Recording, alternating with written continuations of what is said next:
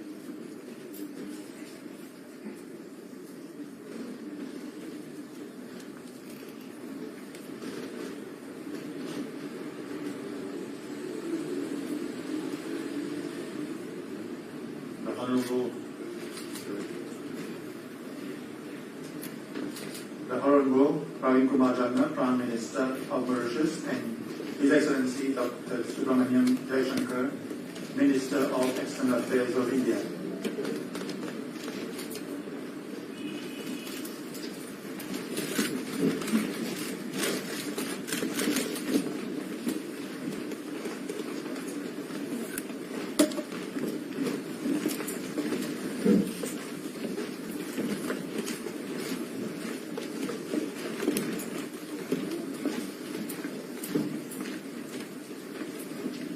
Honorable Prime Minister, Your Excellency, the Minister of External Affairs of India, Honorable Deputy Prime Minister, Honorable Ministers, distinguished guests, ladies and gentlemen, welcome to the receptorium of the National Assembly. Our program for this event will be in 4 segments. The first segment is a symbolical handing over of a consignment of 100,000 doses of COVID-19 vaccines that Mauritius commercially procured with the precious assistance of India. May I kindly invite the Honorable Prime Minister and His Excellency the Minister of External Affairs of India to come forward for the symbolic handing over of the COVID-19 vaccines. Thank you.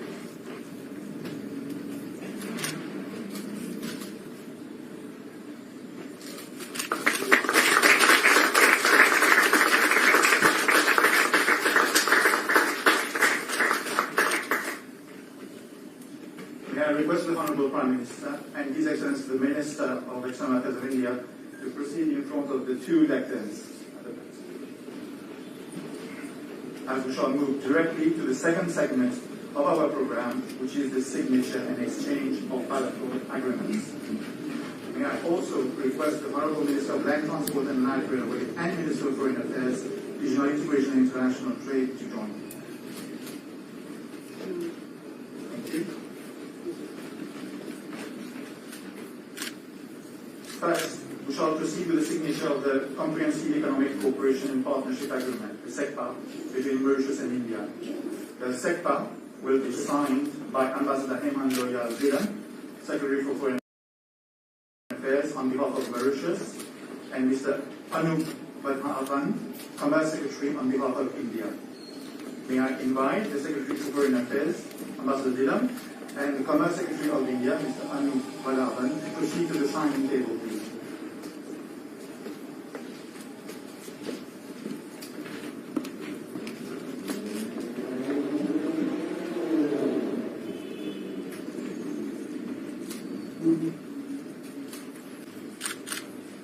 The SECPA will redefine the economic and trade relationship between Mauritius and India by opening up new market opportunities for both countries. It will provide a framework for joint Mauritius-India collaboration to explore opportunities on the African continent. The SECPA is India's first free trade agreement with an African country.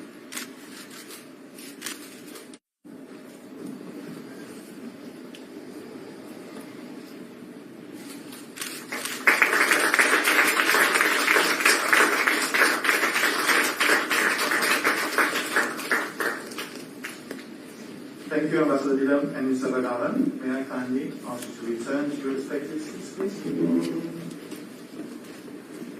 We shall now proceed with the exchange of 6 other agreements signed between Mauritius and India. The exchanges will be carried out by Mr. Nayan Kumar Bala, Secretary of Cabinet and Head of the Civil Service on behalf of Mauritius, and on behalf of India, Her Excellency Mrs. Nandini Singla, High Commissioner of India to Mauritius.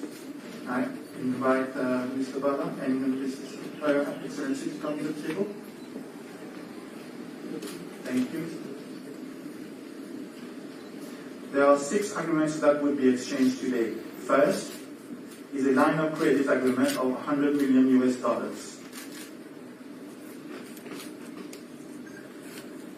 This line of credit will be used to procure defense-related equipment, including a new coastal surveillance system,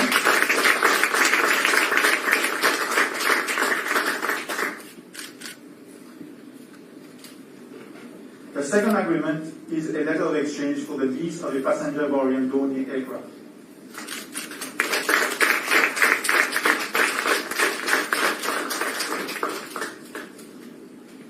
The third is a letter of exchange for the lease of a Drew advanced light helicopter.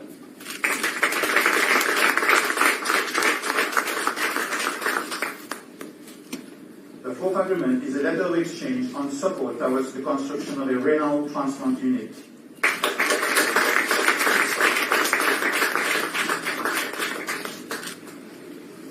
The fifth is an exchange of contract for an 8 megawatt solar photovoltaic farm at Cameron Falls.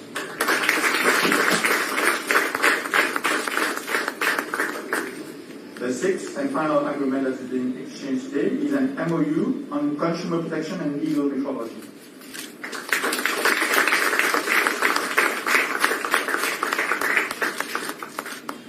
Thank you. We have just concluded the second segment of our program. May I request all the dignitaries to return to their respective seats, please.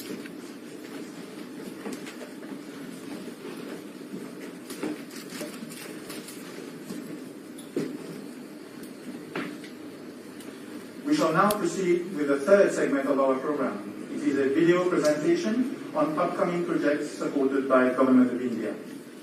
I invite you to watch the video presentation on the screen in front of you.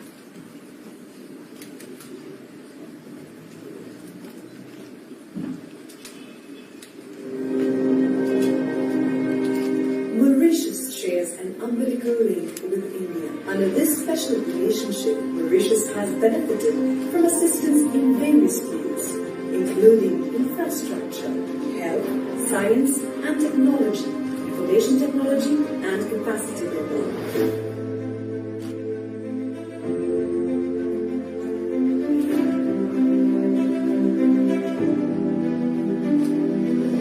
The government of India is now, with a line of credit and grants, financing new projects. The The Forensic Science Laboratory, FSL, is the sole laboratory in the country providing essential forensic science services at national and international levels to the police, the judiciary and others as required. FSL is presently located at the second floor at the National Laboratories Complex, Mauritius. However, with rapid evolution of forensic services, limitations in space, requirements and issues within the actual obsolete premises have led to the need for adequate and appropriate workspace to prevent contamination and to maintain the FSL ISO accredited status amongst others. The Forensic Science Laboratory's mandate is to help in the proper administration of justice. However, the sector is in full expansion and is in transition. To honor our responsibility towards society and to offer a variety and a larger spectrum of services, we are required to have more space. This is why the Forensic Science Laboratory needs to be relocated in purpose-built premises so that it can expand its services further and provide additional services to the society of Mauritius and the region.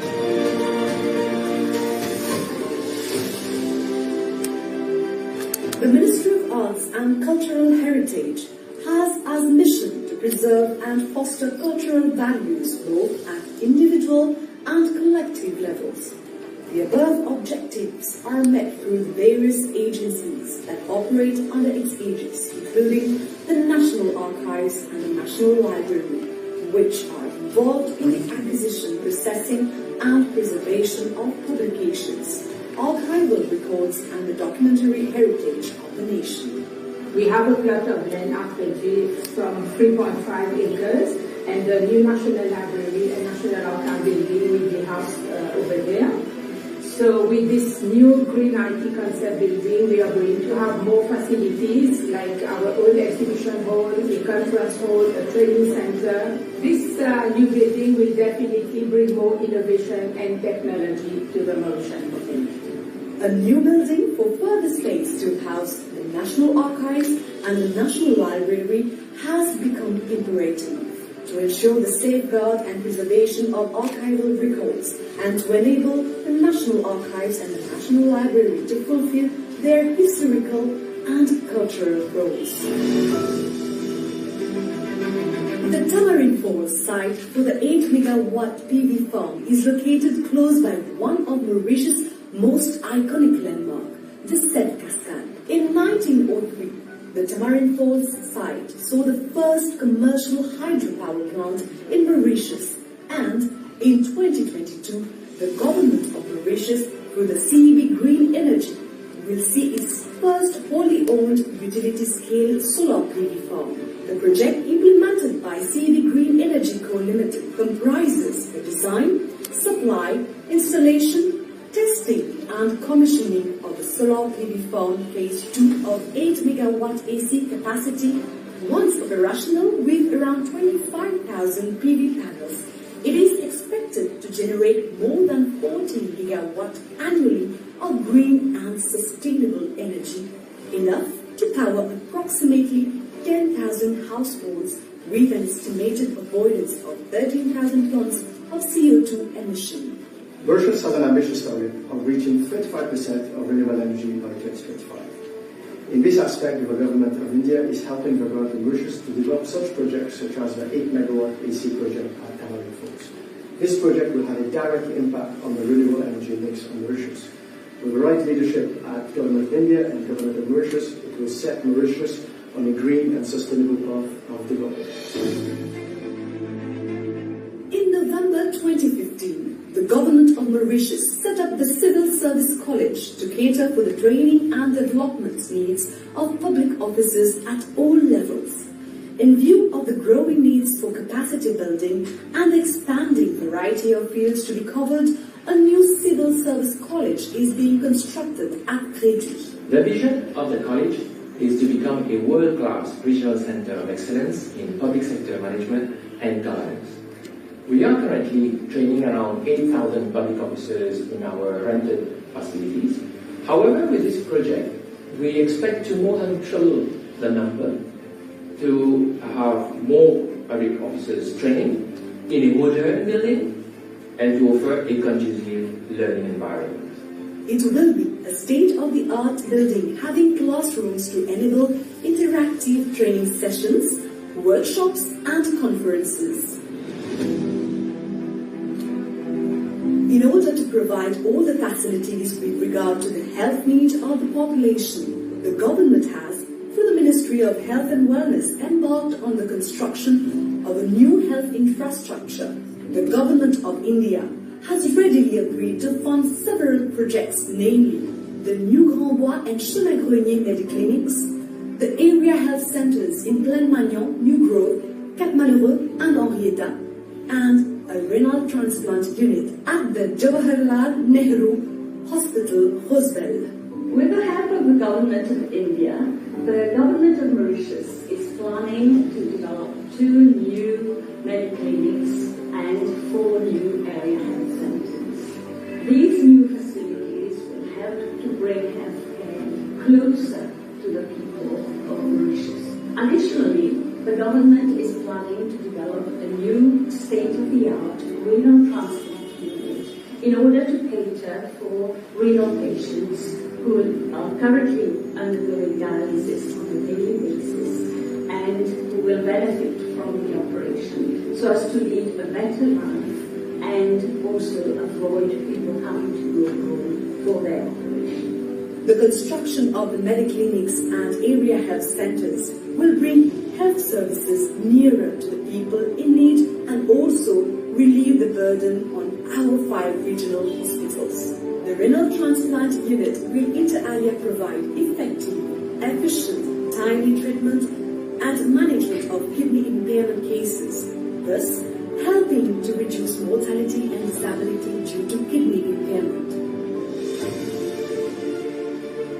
3 key projects of the Central Water Authority are being financed through the Indian line of credit in order to improve water supply for some 11,000 households in various parts of the country. The replacement of leaky pipes, some of which are more than 50 years old, will improve the regularity of water supply and water pressure in these regions, while also contributing to curb wastage of treated potable water through old pipes. The first project is for the replacement of 5.1 kilometers of old cement asbestos pipes carrying water from Palmier Reservoir to 300 millimeters along the Fleck coastline in the west of the island. Under the second project, old and leaking 225 millimeter cast iron pipes supplying water from the Cluny borehole to localities of the region of L'Escalier in the southeast, as well as connecting lateral pipes, will be replaced. The third project consists of the replacement of 5 kilometers of old and leaking cement asbestos pipes in 250 and 150 millimeter pipes to carry water from Mont Blanc to the localities of Chamonix and Chemin Grenier in the south of the island.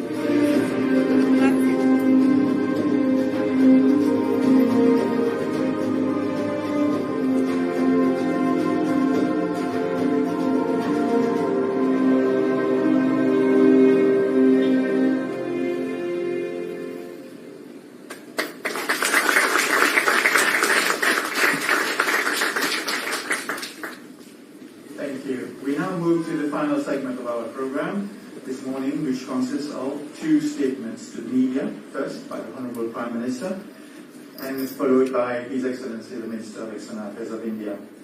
May I now invite both the Honourable Prime Minister and His Excellency the Minister of External Affairs of India to proceed to the lecture, please.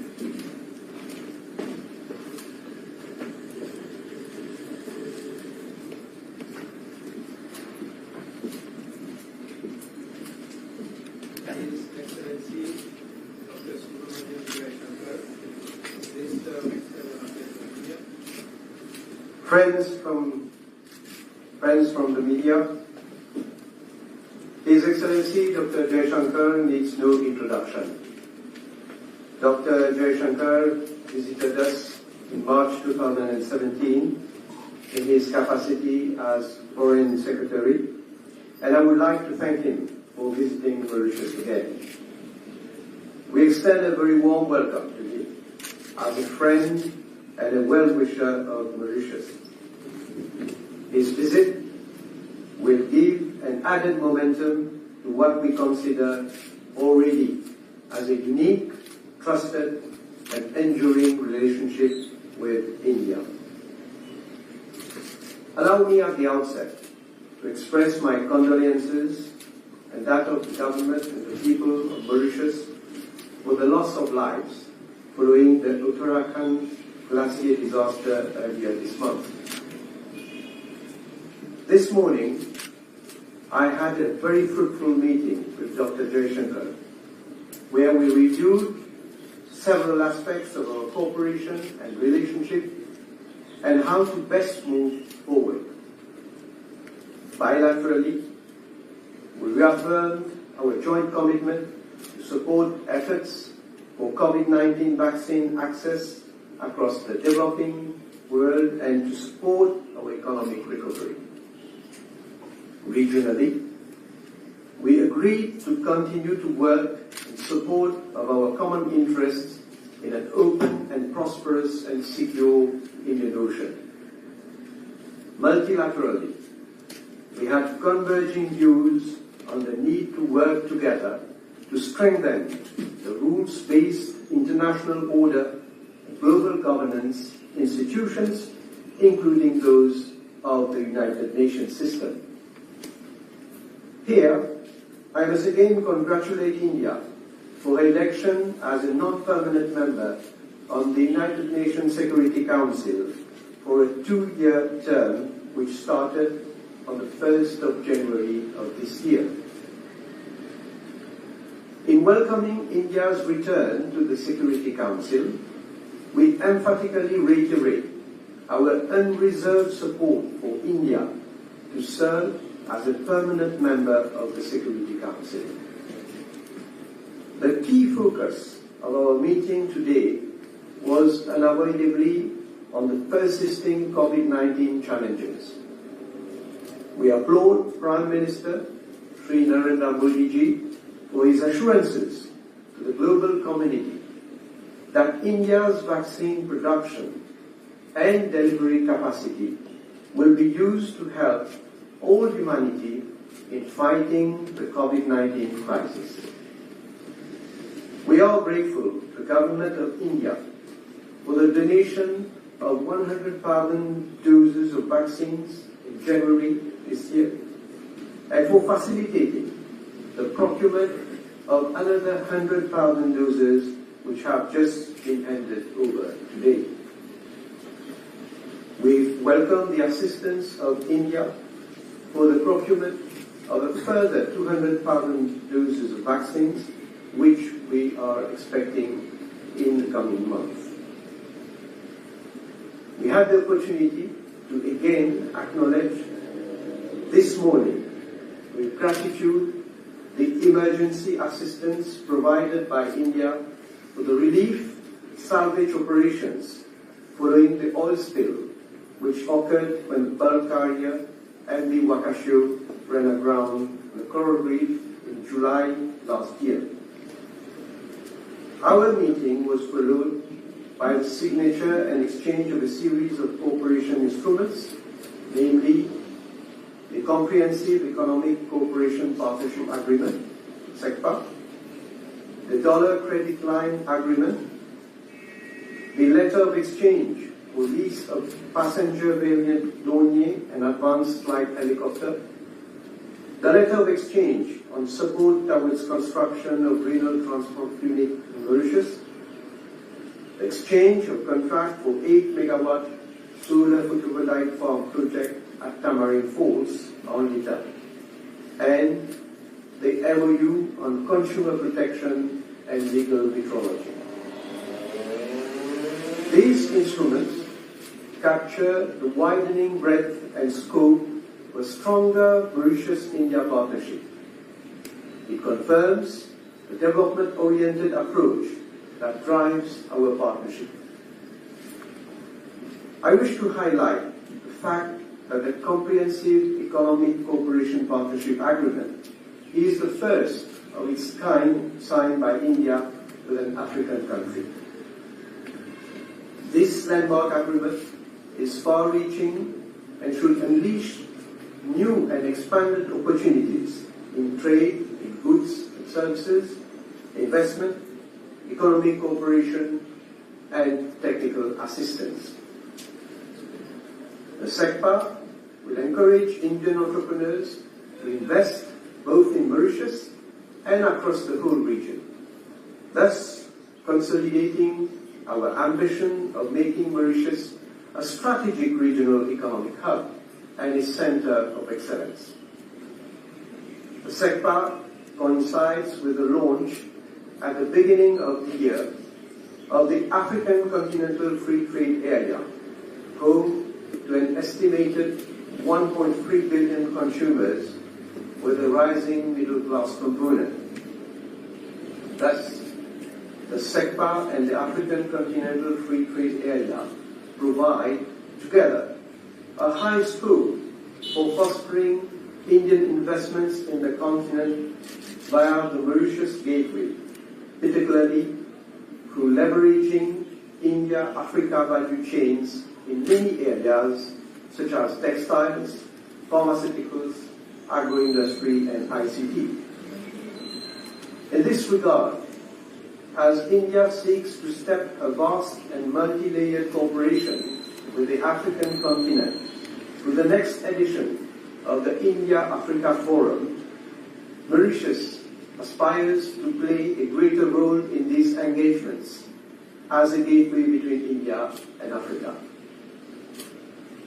We also discussed on India's space program, and we acknowledge that India is helping more than 50 countries, including Mauritius, to boost the space technology and resultant services, including capacity program driven by the Indian Space and Research Organization.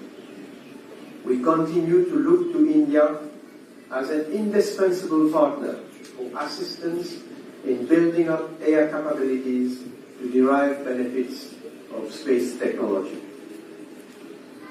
Mauritius and India remain committed to working together bilaterally and with regional partners to enhance capacity for sustainable management of marine resources and to address challenges in the maritime domains, including piracy and multiple forms of maritime crime.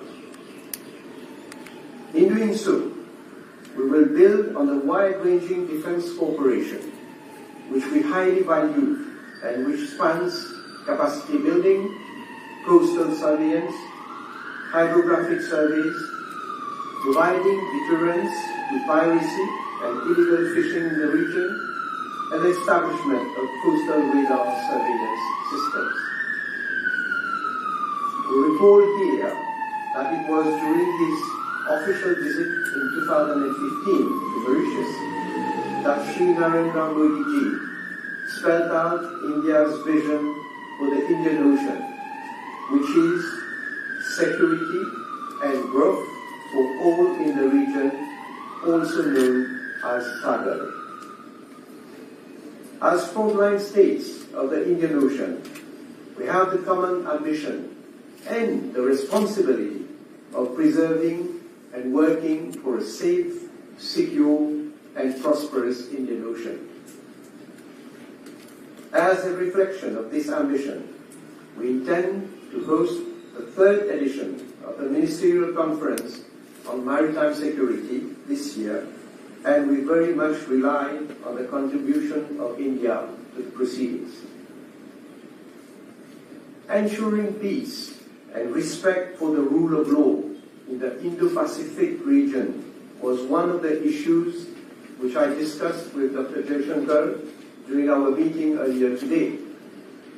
I welcome the renewed commitment of the Quad countries to upholding a rules-based international order underpinned by respect for territorial integrity and sovereignty, the rule of law, transparency, freedom of navigation in the international waters, and peaceful resolution of disputes. Adherence to these principles is crucial to the maintenance of peace and friendliness amongst nations, based on the respect for the rule of law. In that context, we reviewed the latest developments in respect of the completion of the decolonization of Mauritius, a matter on which India has given its unflinching support right from the beginning of our struggle. I had the opportunity to again thank India for its continued support for resolution of the matter, in accordance with international law, and to reiterate that the completion of the decolonization process of Mauritius will have no implications for the maintenance of the defense operations in Tego Garcia. Similarly, we are confident of the support of India in facilitating an early exit of Mauritius from the grey list of the Financial Action Task Force, based on our good records of implementation of the action plan. We have agreed with the FATF to address the deficiencies identified in our anti-money laundering and counter-terrorism financing regimes. An early exit will restore our international reputation as a jurisdiction of choice and substance, supported by our excellent credentials on the ease of doing business. I have no doubt that the visit of Dr. Jaishankar will give a new impetus to the excellent relationship between Mauritius and India, and that our partnership, focused on purposeful action, is called upon to take a more strategic orientation in the future.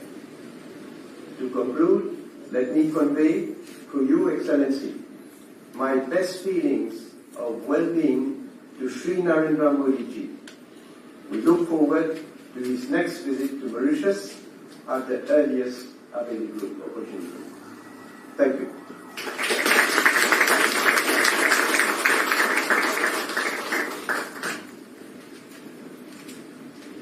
May I now invite His Excellency, the Minister of External Affairs of India, to deliver his statement. Your Excellency, Prime Minister Pravin Jagannath, Honorable Ministers of the Government, senior officials and dignitaries, friends of the media, ladies and gentlemen. Good afternoon. Prime Minister, I am truly delighted to visit Mauritius once again. I fondly recall my last visit, which was 4 years ago, and that was as Foreign Secretary. And I'm happy that many of the ideas that were then on the drawing board have now become reality. So let me start, Prime Minister, by complimenting your leadership and the performance of the government. Every time I visit your beautiful country, I am touched by the warmth and affection for India here, and recognize the deep emotional and cultural ties between our people, the vibrancy of the Mauritius society and its traditions, and our enduring bonds of democracy and pluralism will always find us here. I would also like to convey my heartfelt appreciation to you, Prime Minister, and to the government of Mauritius and my counterparts for the warm welcome and generous hospitality extended to me and my delegation, as well as the painstaking and elaborate COVID-compliant arrangements made for our visit. Mauritius is one of the few COVID-safe countries in the world, and I congratulate you, Prime Minister, and your team for so commendably managing the COVID-19 pandemic through timely and decisive measures. Your government is now focused on economic recovery and revival of livelihoods, and an effort to always be with Mauritius in support of your efforts and in joy for your successes. I am glad that during the course of the past 1 year, through trying times that brought about by the COVID pandemic, India stood together with the people of Mauritius. Through the 23 tons of essential medicines, 500,000 tablets of hydroxychloroquine, a special consignment of Ayurvedic medicines, and a 14-member medical assistance team under our mission Saga, India's helping hand was always over the horizon, responsive, resolute, and reliable. I'm also happy that India was able to provide immediate assistance to deal with the unfortunate MV Vakashio oil spill accident by deploying an Indian Navy ship, an Indian Air Force special aircraft, and a 10-member technical response team of the Indian Coast Guard, along with 30 tons of specialized technical equipment for containing the oil spill and undertaking the salvage operations. As one of our key priority partners, 100,000 doses of made-in-India COVID vaccine also reached Mauritius immediately after we rolled out our own vaccination program in India. This was a clear and telling demonstration of the extraordinary relationship between our countries and the place that Mauritius holds in our hearts. An additional 100,000 doses of vaccines also reached Mauritius today, and we saw doing the handing over to the Prime Minister. And we were truly glad to facilitate this commercial procurement, for which I hope further consignments would be arriving in the coming weeks. Friends, symbolizing the unceasing nature of our cooperation, our two Prime Ministers inaugurated the new Supreme Court building virtually on 30th July last year, when the pandemic was at its peak. Despite challenges, it is impressive that all the 5 development projects announced by India in 2017 under the Special Economic Package have been completed.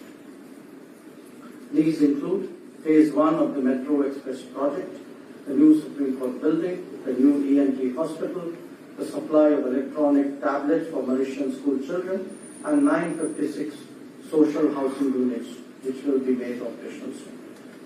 Let me take this opportunity to thank the Honourable Prime Minister and the Government of Mauritius for the cooperation and excellent management due to which these high-quality projects were executed in a timely manner. Prime Minister, we globally do development partnerships with more than 100 countries across the world. It's not always easy, and there are numerous challenges at both ends. But I would like to take this opportunity to stress how positive our experiences in Mauritius have been in recent years. I compliment the governance quality under your leadership, Prime Minister, that has enabled complicated and impactful projects to unfold so smoothly. We hold it up as an example to our other partners across the world. This is truly a case where the people of a nation have been well served by the commitment of the government to harness international partnerships for larger good. I'm particularly glad to see that the ENT hospital plays a key role in Mauritius' fight against COVID-19, and that the metro has emerged as a popular, environment-friendly, rapid transport system that I believe has already crossed a ridership of 3.1 million in a short space of time. As far as the e-tablet project's contribution in digitally empowering school children is concerned, the fact that the government of Mauritius intends to further expand the project is itself a testimony to its success. I have no doubt that the 956 social housing units will also be well received by the Mauritian people. I'm greatly looking forward to seeing some of these projects tomorrow today and tomorrow during the course of my visit. Excellencies, friends, today is indeed a special day in our special relationship. India is privileged to have entered into a comprehensive economic cooperation and partnership agreement, CEPA, with Mauritius. This agreement is India's first such agreement with an African country, as noted by the Prime Minister. It will provide a timely boost for the revival of our post-COVID economies and also enable Indian investors to use Mauritius as a launchpad for business expansion into continental Africa, helping the prospect of Mauritius emerging as a hub of Africa. The SECPA provides preferential access to Mauritius for the bulk of the trade and also many aspirational items for the future into the Indian market of over 1 billion people. These include frozen fish, specialty sugar, biscuits, fresh fruits, juices, mineral water, soaps, bags, medical and surgical equipment, and apparel. The current global imports of India on these products is well over $15 billion. This is therefore a significant opportunity for Mauritius to benefit from the access to the Indian market. Just to illustrate some of the benefits, Mauritius will get preferential access for the export of 40,000 tons of sugar into India at an early time frame. Similarly, there will also be access for the export of 7.5 million pieces of apparel. As regards trade and services, India has offered 95 subsectors from 11 broad services sectors. Services contribute, I believe, 76% of the GDP of Mauritius, and SECPA will surely boost the dynamism of the services sector in Mauritius. The SECPA would also facilitate Indian investment in the services sector in Mauritius, especially in the ICT sector, as Indian companies would benefit by leveraging the bilingual prowess of Mauritius for investments in Francophone Africa. I'm also happy today to see that the agreement which will be providing for a Dornier aircraft and an advanced light helicopter group on lease to Mauritius on gratis basis for 2 years, helping shore up its capabilities to patrol and monitor its extensive maritime domain more effectively. A special $100 million defense line of credit has also been signed today, which will enable the procurement of defense assets from India as per the needs of your government. These initiatives underline, once again, that in the security of Mauritius, that the security of Mauritius is the security of India. In the prosperity of Mauritius is our prosperity. Friends, among the unique facets of our relationship are our time-tested cultural bonds. To strengthen them even more, I am happy to announce today that the Ayurveda Chair at the University of Mauritius and the ICCR Chair of Sanskrit and Indian Philosophy at the Mahatma Gandhi Institute have both been identified and will be joining in the near future. Friends, I had today the honor of calling on the Prime Minister, spending time in a lengthy review of our comprehensive and important bilateral relationship. Our discussions, I believe, are very productive and forward-looking, and we really reviewed all aspects of the relationship as well as the status of implementation of various projects. Prime Minister and I also discussed the issue of the Chagos Archipelago today. I assured Prime Minister of India's steadfast principled support on this issue as has been demonstrated in the past. I also had the honor of meeting the Honourable Minister of Foreign Affairs, Land Transport and Light Rail, His Excellency Mr. Alain Kanu. Later today, I will have the honor of calling on the Honourable President of Mauritius, His Excellency Prithviraj Singh Rupund, as well as the former Prime Minister, Right Honourable Sir Anirudh Jalana. I'm also looking forward to the privilege of inaugurating the new Chancery cum residential premises of the Indian High Commission in Mauritius at Academic tomorrow. In the August presence, I hope, of the Prime Minister and the Honourable Prime Minister. I'm equally eager to meet the vibrant Indian community and members of various social-cultural organizations that impress us with their exemplary dedication and contribution to forging closer ties between our two countries. Before closing, let me also share with you that I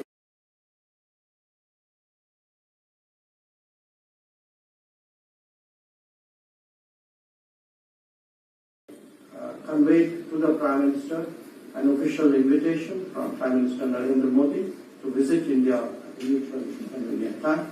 I also extend a warm invitation to my friend and counterpart, Prime Minister